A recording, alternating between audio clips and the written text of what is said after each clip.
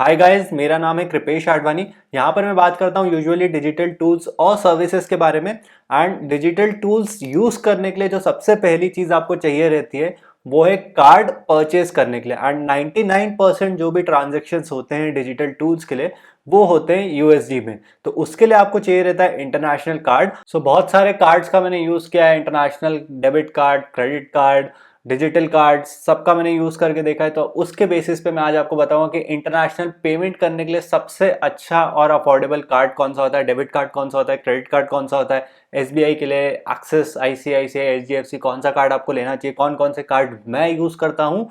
क्योंकि जो सबसे ज्यादा क्वेश्चन मुझसे एक पूछा जाता है वो ये पूछा जाता है कि यार हमारी पेमेंट नहीं हो रही है, हम तो चाहते हैं कि हम लोग क्लाउडवेज की होस्टिंग ले लें, नेम चीप से डोमेन ले लें, लेकिन हम लोगों की पेमेंट नहीं हो रही है, इसलिए हमें गोडैडी से लेना पड़ रहा है। या फिर इंटरनेशनल ट्रांजेक्शन आप किसी भी चीज के लिए कर रहे हो, चाहे वो कोई बाहर से प्रोडक्ट मंगा रहे हो, अली एक्सप्रेस से कुछ ले रहे हो, या फिर कोई सर्विसेज ले रहे हो, या फिर किसी को हायर कर रहे हो अपवर्क से, फाइवर से, या फिर कोई डिजिटल टूल ले रहे हो या होस्टिंग ले रहे हो, उसके लिए आपको इंटरनेशनल कार्ड की जरूरत पड़ेगी। कौन सा कार्ड रहता है, क्या चार्जेस रहते हैं, सब कुछ A to Z आज के इस वीडियो में मैं आपको बताऊंगा। इससे पहले मैं आपको कार्ड के बारे में बताऊं, पहले कुछ बेसिक फैक्टर्स होते हैं जो आपको पता होने चाहिए इंटरनेशनल कार्ड में। जो एक कार्ड आपको नहीं लेना है किसी भी हालत में वो है ये रुपे कार्ड। ये मेरे पास एसबीआई का आईआरसीटीसी रुपे क्रेडिट कार्ड है। रुपे क्रेडिट कार्ड हो, डेबिट कार्ड हो, ये आपको नहीं लेना है। रुपे कार्ड बहुत ही कम जगह पे एक्सेप्टेड होते हैं इंटरनेशनली, इंडिया के लिए ठीक है, लेकिन इंटरनेशनली के लिए रुपे कार्ड नहीं लेना है, मास्टर या फिर वीजा कार्ड ही लेना है। अगली जो चीज आती है इंटरनेशनल कार्ड लेते समय वो आते हैं इसके ट्रांजैक्शन चार्जेस। करेंसी जब भी हम लोग यूएसडी में करते हैं तो एक फॉरेन ट्रांजैक्शन चार्जेस होते हैं जो लगते हैं, मार्कअप फी बोलते हैं उसको ये लोग। ये यूजुअली रहते हैं 3.5%, इससे कम भी हो सकते हैं, इससे ज्यादा भी हो सकते हैं। यूजुअली 3.5% होते हैं, उस पर आपको 18% का जीएसटी भी लगता है। सो टेक इट एज कि यहाँ पर आपको एक्स्ट्रा 4% ट्रांजेक्शन चार्जेस देने पड़ते हैं, मतलब 100 रुपए पे एक्स्ट्रा 4 रुपए आपको देने पड़ेंगे।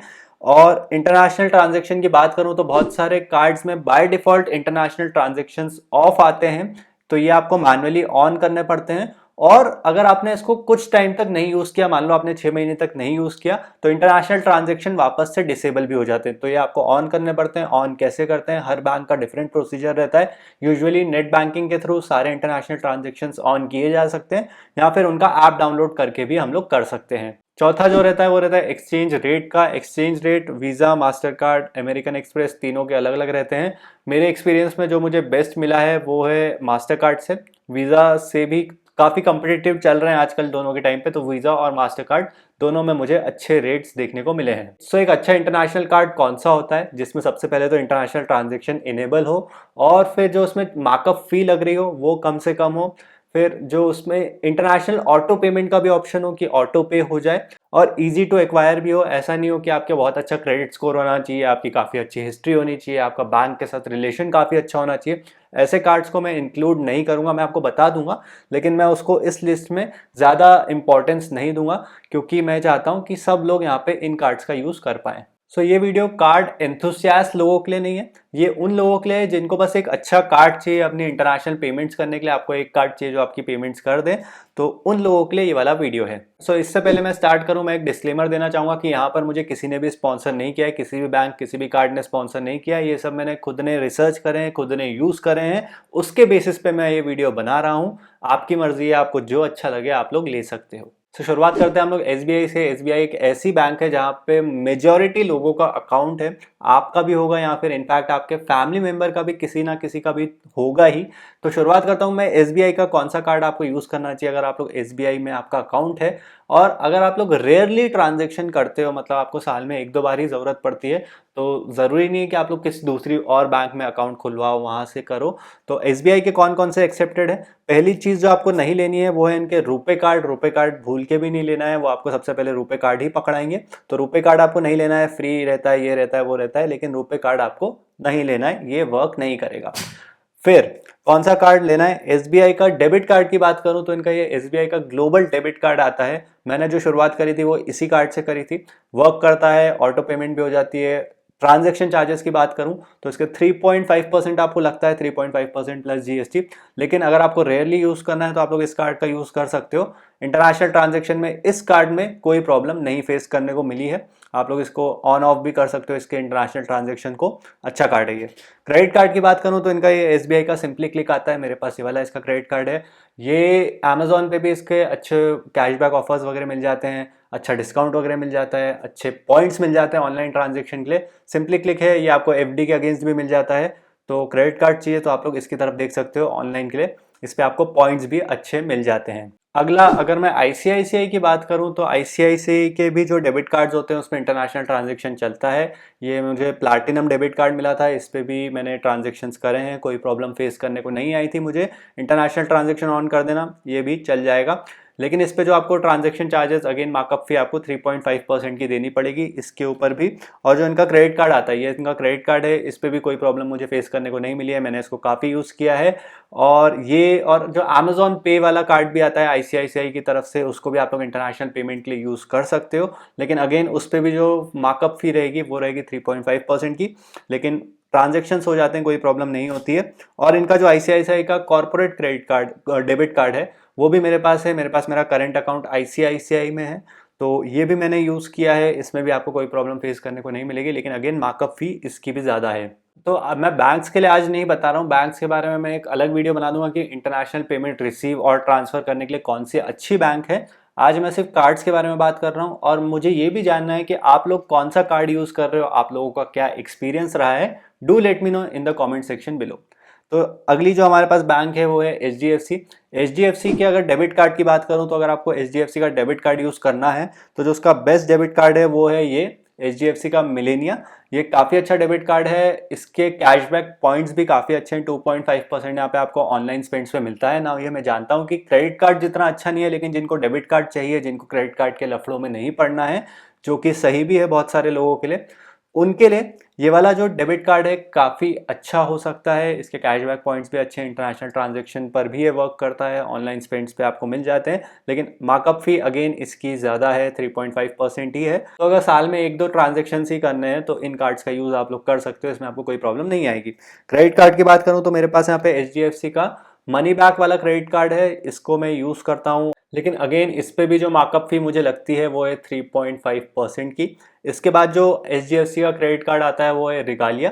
मुझे एक्चुअल में रिगालिया चाहिए, लेकिन मैं उसके लिए थोड़े टाइम बाद अप्लाई करूंगा। ये वाला कार्ड मैं थोड़े टाइम यूज़ करूंगा। At the end of this year मैं रिगालिया के लिए अप्लाई करूंगा। रिगालिया के जो कैशबैक पॉइंट्स है वो अच्छे हैं, और जो उसमें मार्कअप फी भी लगती है वो भी सिर्फ 2% की लगती है। तो अगर आप लोग रिगालिया यूज़ कर सकते हो तो कर लो। इसके बाद मैं एक और रिकमेंडेशन दे देता हूँ एचडीएफसी में, वो है एचडीएफसी का इन्फिनिया क्रेडिट कार्ड। ये वाला क्रेडिट कार्ड इनवाइट ओनली रहता है, काफ़ी प्रीमियम क्रेडिट कार्ड रहता है। आपके पास एक अच्छी रिलेशनशिप होनी चाहिए एचडीएफसी से। तो अगर वो है आप लोगों के पास तो आप लोग एचडीएफसी के इन्फिनिया कार्ड की तरफ जा सकते हो। उस पर आपको कैशबैक काफ़ी अच्छा मिल जाता है, 2% की उसमें मार्कअप फी रहती है। फिर एक्सेस की बात करूं तो एक्सेस में मैंने सिर्फ उनका एक डेबिट कार्ड यूज़ किया है, ये उनका प्रेस्टीज डेबिट कार्ड है। ये भी इजीली वर्क करता है, लेकिन इस पर भी 3.5% की मार्कअप फी लगती है। तो अभी तक जितने हम लोगों ने कार्ड्स देखे सबकी मार्कअप फी ज़्यादा थी, सिवाय एचडीएफसी रिगालिया के, उसकी 2% थी, उसके कैशबैक पॉइंट्स भी अच्छे हैं।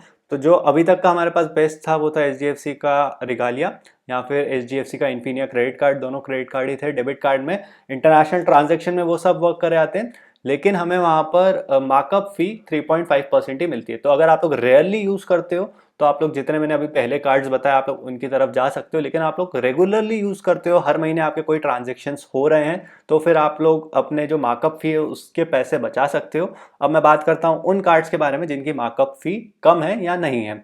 तो जो सबसे पहला कार्ड है वो हमारे पास इंडस बैंक का है, world exclusive debit card. World exclusive नाम से ही समझ में आ जाता है कि इंटरनेशनल ट्रांजैक्शन के लिए बनाया गया है।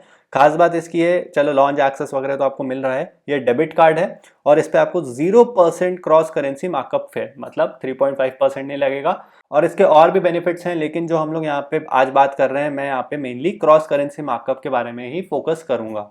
लेकिन इस कार्ड का जो सबसे बड़ा फ्लॉ है वो ये है कि इसके लिए आपको यहाँ पर इंडस का एक्सक्लूसिव सेविंग अकाउंट चाहिए रहेगा, और इसके लिए आपको जो बैलेंस मेंटेन करना रहेगा वो रहेगा अराउंड 1 लाख का, आई थिंक सेविंग्स के लिए आपको 1 लाख यहाँ पे 2 लाख का यहाँ पे बैलेंस मेंटेन करना पड़ेगा, तभी आपको इनका ये एक्सक्लूसिव डेबिट कार्ड मिलेगा और उसकी भी शायद से कुछ फीस रहती है। तो इसके फायदे भी हैं, लेकिन इसका जो मेंटेनेंस है वो काफ़ी हाई साइड पर है। अगला यहाँ पे जो कार्ड है वो है नियो का ग्लोबल कार्ड। ये कार्ड भी काफ़ी अच्छा है, इस पे भी आपको 0% मार्कअप फी लगती है, कोई फॉरेक्स मार्कअप फी नहीं है यहाँ पर, कोई आपको एक्स्ट्रा ट्रांजैक्शन चार्जेस नहीं देने पड़ते हैं, सो दैट्स गुड। और ये एक डेबिट कार्ड की तरह ही वर्क करता है। आप लोग इस पे कार्ड पे अपने पैसे पहले लोड करते हो एंड देन इसको यहाँ पे यूज़ करते हो। तो ये इन्होंने यहाँ पे कोलैबोरेट किया है डीसीबी बैंक के साथ। हाँ, यहाँ पे डीसीबी बैंक के साथ इन्होंने कोलैबोरेट किया है, काफ़ी ईजी होता है इसको यूज़ करना। अच्छा कार्ड है, बहुत अच्छा कार्ड है, लेकिन जो इसमें मेन प्रॉब्लम है वो ये है कि ये सिर्फ फिलहाल मेट्रो सिटीज़ में अवेलेबल है। जैसे अगर मैं अप्लाई नाउ पे क्लिक करूँगा तो यहाँ पर आप लोग लोकेशन देखेंगे, लोकेशन आ जा, तो ये सिर्फ मेट्रो सिटीज़ में अवेलेबल है। मैं रहता हूँ भोपाल में, भोपाल में अवेलेबल नहीं है। हालांकि अगर मैं कभी कोई मेट्रो सिटी विजिट करूँ तो वहाँ पे जाके मैं इस कार्ड को इशू कर सकता हूँ एंड देन वापस भोपाल आके इसको यूज़ कर सकता हूँ। मैंने इनके कस्टमर केयर से बात करी थी, इन्होंने कहा था कि आप इंदौर तक आ जाओ, इंदौर में आपको हमारा रिप्रेजेंटेटिव मिल जाएगा, आप उनसे कार्ड बनवा लो और फिर आप वापस भोपाल में आके उसको यूज़ कर सकते हो। तो ऐसा भी आप लोग कर सकते हो, अच्छा कार्ड है, देख सकते हो। फॉरेक्स ट्रांजेक्शन के लिए इट इज़ गुड। नाउ इससे पहले मैं अपने पहले वाले कार्ड पे आऊँ, कुछ यहाँ पे ऑनरेबल मेंशंस है। जो सबसे पहला है वो है अमेरिकन एक्सप्रेस का। अमेरिकन एक्सप्रेस का यहाँ पे मेंबरशिप रिवॉर्ड्स करके एक कार्ड आता है। अच्छा कार्ड है, अगर आप लोग उसको रेगुलरली यूज़ करते हो तो आपको उस पर अच्छे कैशबैक पॉइंट्स मिल जाते हैं। और इस पर लेकिन जो मार्कअप फी रखती है वो 3.5% की लगती है, लेकिन अगर आप लोग उसको रेगुलरली यूज़ करते हो तो आपको यहाँ पे अच्छे कैशबैक पॉइंट्स मिल जाते हैं। और अमेरिकन एक्सप्रेस की खास बात है उनका customer support. Customer support is one of the best for American express credit cards, debit cards. American express का जो कस्टमर सपोर्ट है वो काफ़ी अच्छा है। कोई फ्रॉड हो गया, चोरी हो गया या कोई भी आपकी प्रॉब्लम फेस करने को मिल रही है आपके कार्ड के ऊपर, अमेरिकन एक्सप्रेस का कस्टमर सपोर्ट उसको काफ़ी जल्दी रिजॉल्व कर देते हैं। It is one of the best customer support. और अगर आप लोग ऐसे हो जिनको बेस्ट कस्टमर सपोर्ट चाहिए, आप लोग उसके लिए थोड़ा एक्स्ट्रा पे कर सकते हो in the form of transaction charges, तो फिर American express is for you. American express की तरफ जाओ। मेरे पास नहीं है अमेरिकन एक्सप्रेस। क्यों नहीं है? क्योंकि मैं रहता हूँ भोपाल में, जैसा मैंने बताया ये टियर 2 सिटी है, यहाँ पे कार्ड तो इशू हो जाते हैं बट मर्चेंट्स जो एक्सेप्ट करते हैं अमेरिकन एक्सप्रेस के कार्ड्स वो काफ़ी कम है। एप्पल कर लेता है, एप्पल के शोरूम्स जो रहते हैं, रिलायंस डिजिटल कर लेता है, बड़े बड़े शोरूम्स यहाँ पे कर लेते हैं, लेकिन जो छोटे मोटे मर्चेंट्स हो गए वो अमेरिकन एक्सप्रेस के कार्ड्स एक्सेप्ट नहीं करते हैं। मान लो मैं किसी रेस्टोरेंट में गया, वहाँ पे मुझे प्रॉब्लम होती है अमेरिकन एक्सप्रेस के कार्ड्स अगर मैं लेके जाता हूँ तो, खास करके भोपाल में, तो अमेरिकन एक्सप्रेस इसलिए फ़िलहाल मेरे पास नहीं है। फ्यूचर में देखता हूँ, अगर उस पर कुछ अच्छे ऑफर्स वगैरह मिल गए, लाइफ टाइम वगैरह ऑफर वगैरह मिल गया तो शायद से मैं अमेरिकन एक्सप्रेस ले लूँ। अभी फ़िलहाल तो मेरा कोई प्लान नहीं है। अगला जो यहाँ पे ऑनरेबल मेंशन है वो है कोटक 811। काफ़ी पॉपुलर है, मैंने इसको कभी यूज़ नहीं किया है। लोगों ने कहा है कि काम करता है, लेकिन मैंने इसको नहीं किया है। अगर आपने किया है तो do let me know in the comment section below. अब जो पहला कार्ड है हमारी लिस्ट में, जो मैं खुद पर्सनली सबसे ज़्यादा यूज़ करता हूँ, वो है आरबीएल का कार्ड। यस, आरबीएल को काफ़ी कम लोगों ने रिकमेंड किया है, लेकिन ये काफ़ी अच्छा कार्ड है। ये वाला कार्ड नहीं, ये तो आरबीएल का सुपर कार्ड है, ये तो क्रेडिट कार्ड है, इसकी बात नहीं कर रहा हूँ मैं बात कर रहा हूँ इनके डेबिट कार्ड के बारे में। इनका जो डेबिट कार्ड है इंटरनेशनल डेबिट कार्ड है, और इस पर अगर मैं बात करूँ तो 0% मार्कअप फी लगती है। कोई भी इनका डेबिट कार्ड ले लो, उस पर 0% मार्कअप फी है। मेरे पास कौन सा है वो भी मैं अभी आपको बताऊंगा। एडिशनल प्लास्टिक नहीं, मतलब प्लास्टिक फॉर्म में नहीं है वो, मेरे पास डिजिटल फॉर्म में ही है। प्लास्टिक में आप लोग इसे इशू करवा सकते हो मेरे पास, क्योंकि बहुत सारे कार्ड्स हैं तो मैंने इसको इशू नहीं करवाया है। वो मेरे ऐप में ही रहता है, नंबर वगैरह सेव है, मैंने अपने पासवर्ड मैनेजर में उसके नंबर सेव करके रखे। पासवर्ड मैनेजर क्या होता है अगर आपको अभी तक नहीं पता है तो आप लोग मेरे पहले वाले वीडियोस देख सकते हो, आपको आई बटन के ऊपर मिल जाएंगे। तो मैंने उसको पासवर्ड मैनेजर में सेव करके रखा है अपने क्रेडेंशियल्स को। डॉक्यूमेंटेशन वगैरह नहीं है, रीलोडिंग नहीं करनी पड़ती करेंसी की, मतलब इसको यूएसडी, यूके, डॉलर, दुबई जा रहे हो, इस कार्ड को आप लोग यूज़ कर सकते हो। कोई प्रॉब्लम नहीं है, किसी भी वेबसाइट में इस कार्ड को आप लोग इजीली यूज़ कर सकते हो। खास बात ये है कि करेंसी मार्कअप फीस में नहीं है। तो मेरे पास कौन सा कार्ड है? मेरे पास है इनका यहाँ पे टाइटेनियम फर्स्ट डेबिट कार्ड। सबसे ज़्यादा जो मैं कार्ड यूज़ करता हूँ वो ये वाला ही कार्ड है। इसमें आपको 0% मार्कअप फी लगती है। और जो मेरे पास इनका अकाउंट है, इनके लिए आपको सेविंग अकाउंट भी खुलवाना पड़ेगा। जो मैंने खुलवाया है वो है प्राइम सेविंग्स अकाउंट, ये वाला मैंने खुलवाया है। और इसकी खास बात यह है कि कार्ड पे इन्होंने, इसका इंश्योरेंस भी इन लोगों का लॉस कार्ड लाइबिलिटी भी है। और यहाँ पे आपको 50,000 का इंश्योरेंस मिल जाता है, मतलब अगर कुछ ट्रांजेक्शन गलत हो गए 50,000 तक के तो वो इजीली यहाँ पे इसमें कवर हो जाते हैं। और बाकी भी यहाँ पे बहुत सारी चीज़ें हैं, लेकिन जो सबसे इंपॉर्टेंट है वो है इनका 0% मार्कअप। और इस पे आपको हायर इंटरेस्ट रेट भी मिलता है आरबीएल बैंक के ऊपर। और जो इसका अकाउंट ओपनिंग प्रोसेस है वो भी काफ़ी इजी है। केवाईसी मेरी ऑनलाइन हो गई थी, यहाँ पे एक ऑनलाइन वीडियो चैट हुई थी हमारी, और वहाँ पर ही मेरे सारी केवाईसी वगैरह हो गई थी इजीली, कोई प्रॉब्लम फेस करने को नहीं मिली थी। आधे घंटे का यहाँ पे टाइम लगता है लगभग। और इसमें जो मिनिमम बैलेंस मेंटेन करना रहता है वो रहता है 5000 पर मंथ। तो अगर आप लोग रेगुलरली ट्रांजेक्शन करते हो तो आप लोग भी इस कार्ड का यूज़ कर सकते हो, काफ़ी इजीली मिल जाता है। कुछ ये नहीं है कि हाई मेंटेनेंस रखो या फिर क्रेडिट स्कोर आपका अच्छा होना चाहिए। मैं खुद भी पर्सनली इसी का मैक्सिमम यूज़ करता हूँ। और इसके बाद जो मैं यूज़ करता हूँ वो है मेरा एचडीएफसी का क्रेडिट कार्ड। अगर मेरा क्रेडिट स्कोर मुझे बढ़ाना है, अगर मेरे क्रेडिट कार्ड से ज़्यादा ट्रांजेक्शन्स नहीं होते हैं महीने में, तो फिर मैं इस कार्ड का भी यूज़ कर लेता हूँ बीच बीच में। नहीं तो मैक्सिमम टाइम तो मैं आरबीएल का ही यूज़ करता हूँ। इसका जो एक कॉन मुझे फेस करने को मिला है वो ये है कि इनका जो कस्टमर सपोर्ट है वो अच्छा नहीं है, फ़ोन के ऊपर अच्छा नहीं है, ईमेल के ऊपर अच्छा नहीं है। अगर आपको इनसे कुछ काम करवाना है तो आपको इनके बैंक ब्रांच में विजिट करना पड़ेगा, देन वहाँ पे आपको कंप्लेंट करनी पड़ेगी। अगर आपको जल्दी रेजोल्यूशन चाहिए तो, लेट चाहिए तो आप लोग ईमेल वगैरह कर सकते हो, जल्दी चाहिए तो बैंक जाके काम आपको खुद ही करवाने पड़ेंगे। तो ये थे जो कार्ड्स मैं यूज़ करता हूँ personally. Do let me know कि आप लोग क्या यूज़ करते हो। तो अब यहाँ पे मैं आपको दो और इंपॉर्टेंट बातें बता देता हूँ। अगर आपको क्रेडिट कार्ड चाहिए तो आपका सिबिल स्कोर होना चाहिए। सिबिल स्कोर नहीं है तो कैसे मिलेगा? तो आप लोग यहाँ पे एफडी के अगेंस्ट ले सकते हो। एफडी के अगेंस्ट आपको एक्सिस बैंक का फ्लिपकार्ट वाला क्रेडिट कार्ड मिल सकता है, आईसीआईसीआई का क्रेडिट कार्ड मिल सकता है, एसबीआई का मिल सकता है। ये सब आपको एफडी के अगेंस्ट मिल सकते हैं। और अगर आप कहीं बाहर ट्रैवल कर रहे हो तो उसके लिए भी ये वाले कार्ड्स यूज़ कर सकते हो जो मैंने बताए। और आरबीएल का भी यूज़ कर सकते हो, इसका आप लोग फिजिकल कार्ड भी लेके जा सकते हो। और आपके पास एक तीसरा ऑप्शन भी आ जाता है फॉरेक्स कार्ड का। आप लोग यहाँ पे पासपोर्ट के थ्रू वो फॉरेक्स कार्ड इशू करवा सकते हो। उस पर भी आपको ज़्यादा ट्रांजेक्शन चार्जेस नहीं कटते हैं।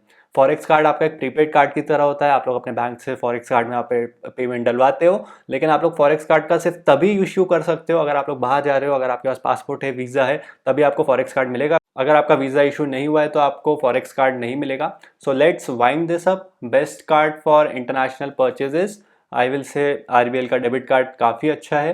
Best customer support American express is one of the best. Best credit card HDFC का इन्फिनिया अच्छा है, लेकिन वो प्रीमियम कार्ड में आ जाता है। एचडीएफसी का रिगालिया भी अच्छा है। सो ये थी मेरी ओपिनियंस, मेरे एक्सपीरियंस। आई होप अब आप लोगों को कोई प्रॉब्लम नहीं आएगी डोमेन होस्टिंग टूल्स या फिर कुछ भी ऑनलाइन ट्रांजेक्शन करने के लिए internationally. So that's all for this one. अगर आपको ये वीडियो अच्छा लगा है तो उसको शेयर करिएगा अपने फ्रेंड्स फैमिली में, इसको थम्स अप दे दीजिएगा। चैनल को सब्सक्राइब तभी करिएगा अगर आप लोग डिजिटल टूल्स सर्विसेज वगैरह में इंटरेस्टेड हैं। तो बैंक्स और फाइनेंस से रिलेटेड मैं ज़्यादा वीडियोज़ नहीं बनाता हूँ। So that's all for this one. Thank you for watching this one till now, and I will see you guys in the next one, hopefully. Goodbye.